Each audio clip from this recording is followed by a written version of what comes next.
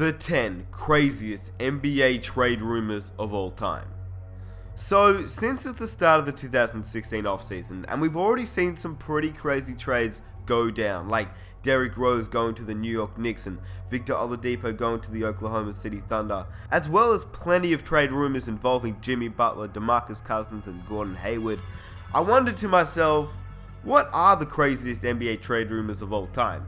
In the history of NBA trade rumors, there have been some pretty incredible ones, so let me break it down for you guys, and here are the 10 craziest NBA trades that almost came to fruition. Number 10. Charles Barkley for James Worthy and Elden Campbell. The round man of rebound was one of the greatest power forwards of all time. During his time with the 76ers, he played very well, but in 1992, Charles Barkley went on a record that year saying that the Sixers weren't giving him enough to work with to come close to an NBA title. After the comments made by Charles Barkley, rival general managers started making inquiries to Philadelphia to see what they could take to get Sir Charles. Reportedly, the Los Angeles Lakers sweetened the pot the best and were super close to making a trade that would send three-time champion James Worthy and future NBA champion Elden Campbell to the Philadelphia 76ers for Charles Barkley.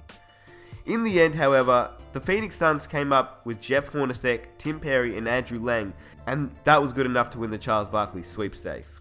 Chuck would never win an NBA championship in his 16-year NBA career, but he was an MVP in his first year with the Phoenix Suns. It still would have been crazy to see Magic and Charles on the same team outside of the 1992 Olympics. Unfortunately though, this trade never went through, but if it would have, Magic retired in 1991 from HIV anyway, so they probably would have never played on the same team, but it still would have been cool to see Chuck lead the Lakers to the playoffs though. Number 9. Chris Paul and Emeka Okafor to the Portland Trailblazers in a 4-player package. Before Chris Paul was with the LA Clippers, a ton of rumors surrounding Chris Paul during the 2011-12 season. Chris Paul, even at his time in New Orleans, was one of the league's best point guards. The New Orleans Hornets were allegedly unable to afford a marquee player due to their ownership issues, so several GMs made pitches when his name came up as available. The Los Angeles Lakers made the most famous one, which included Pau Gasol, but was ultimately denied by the league as David Stern vetoed the trade. One of the craziest rumors was the Portland Trailblazers though. They were trying to get Chris Paul and Emeka Okafor out of New Orleans for Andre Miller, Joel Prisbilla, Nicholas Batum, Jared Bayless, and their first round pick. The Clippers eventually ended up getting Chris Paul and 2 future second rounders for Eric Gordon, Chris Kaman, Al-Farouq Aminu, and a conditional pick. But if Chris Paul got traded to the Trailblazers, that would have been nasty.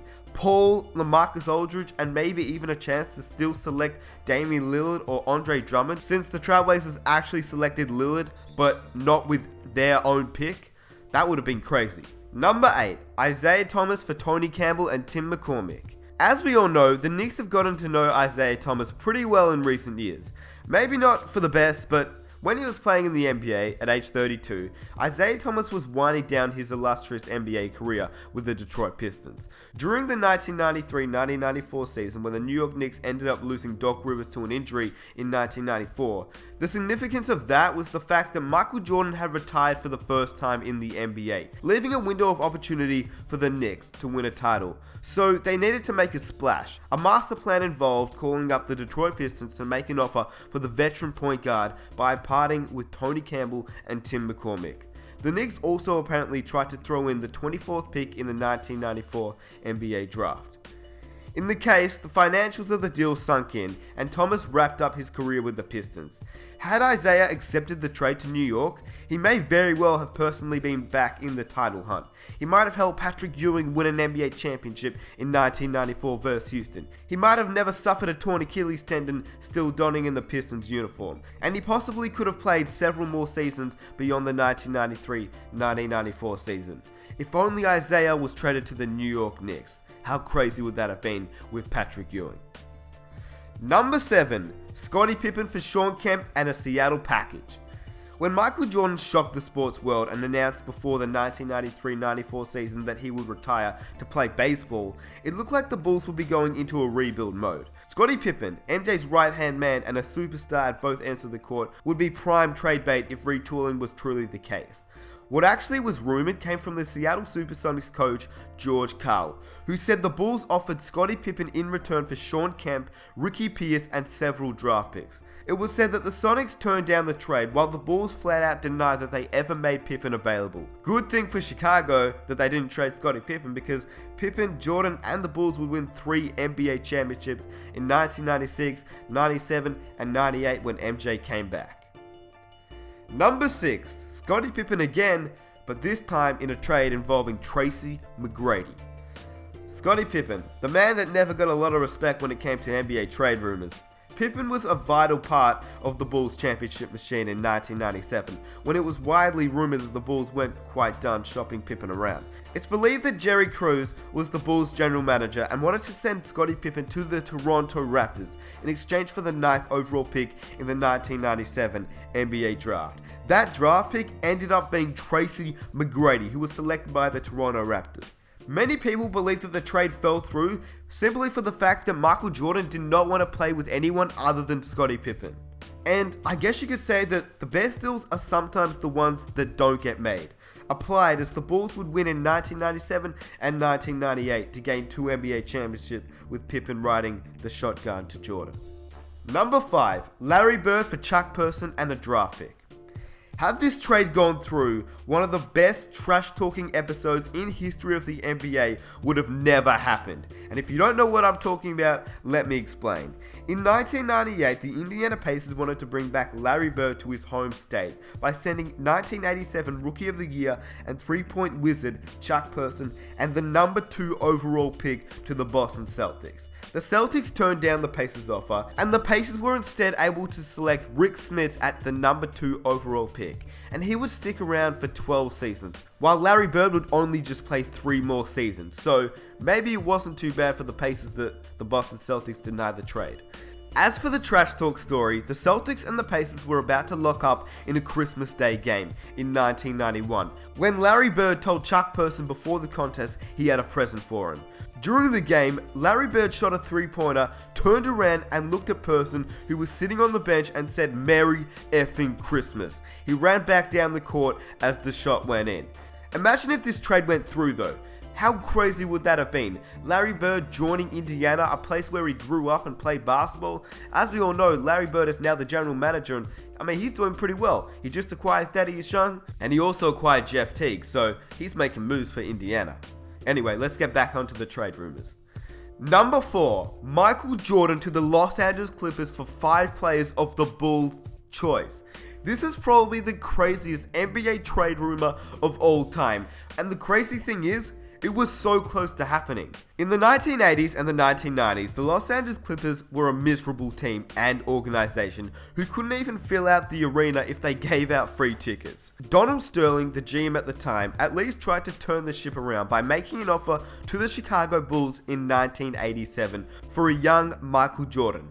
Sterling apparently offered the weirdest trade for the superstar, to the point of allowing the Bulls to select any 5 players off the Clippers roster, a passel of draft picks, or any combination that they wanted. The Bulls were reported to have been on the cusp of making the deal, but backed out at the last minute. Great move by Chicago. But how insane would that have been? The greatest player of all time playing for the Los Angeles Clippers, that would have been like the Brooklyn Nets now, giving up any 5 of their best players and some draft picks for LeBron James or Steph Curry. Pretty insane. I can't even imagine what would have happened if this trade went through. Number 3, Kobe Bryant to the Chicago Bulls. Kobe Bryant, as we all know, just recently retired from the NBA after 20 great seasons. Kobe only ever played for one team, although he got drafted by the Charlotte Hornets in the 1996 NBA draft. Unfortunately for Charlotte, he never played one game for them. Pretty unlucky.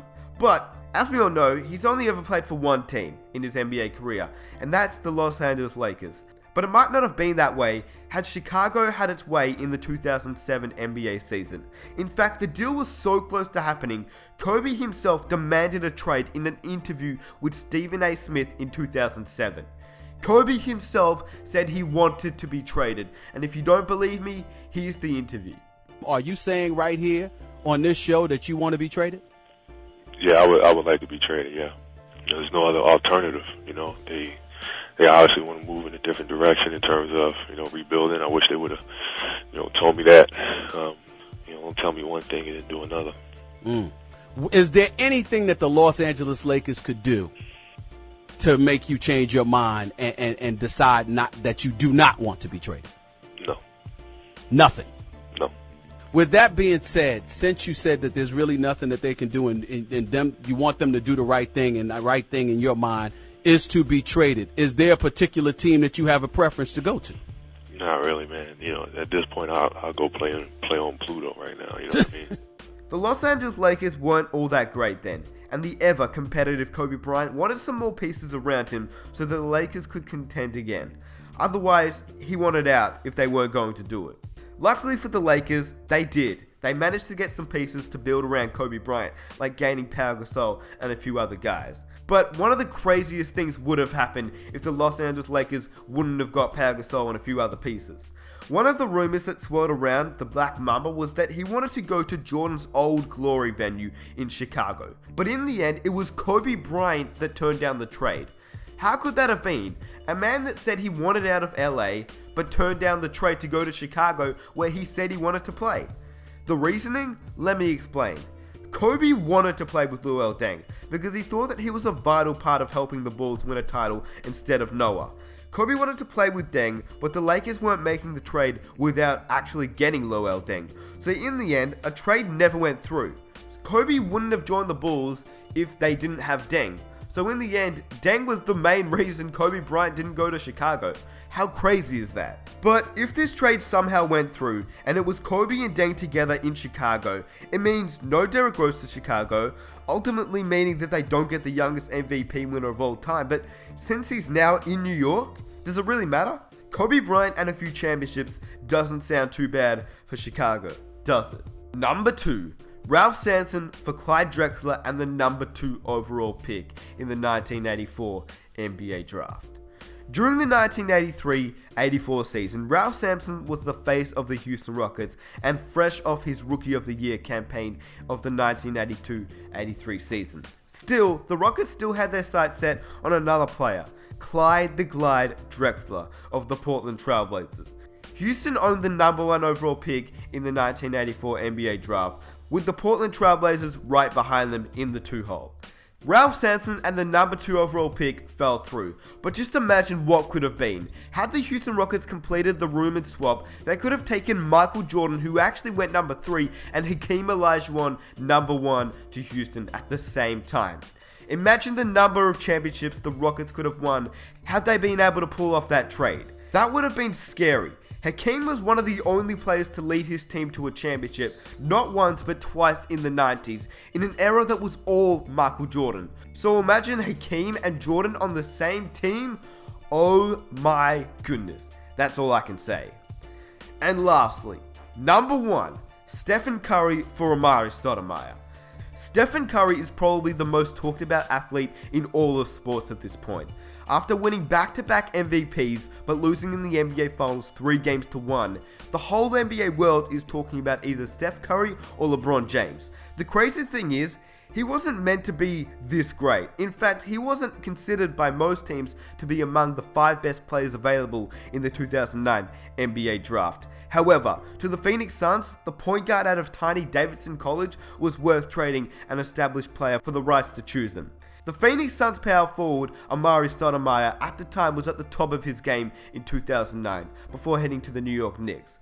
But his team was willing to part ways with him. The crazy thing is, the general manager at that time of the Phoenix Suns was Steve Kerr, the current Golden State Warriors head coach who loves Stephen Curry. But the Phoenix Suns was a team that was willing to part ways with Amar'e Stoudemire, to the point of shipping him to Golden State for the rights to pick Steph Curry with the 7th overall selection. The Warriors ultimately declined the offer, much to their current good fortune, while Stoudemire played only 2 more seasons with Phoenix, but has declined every year since.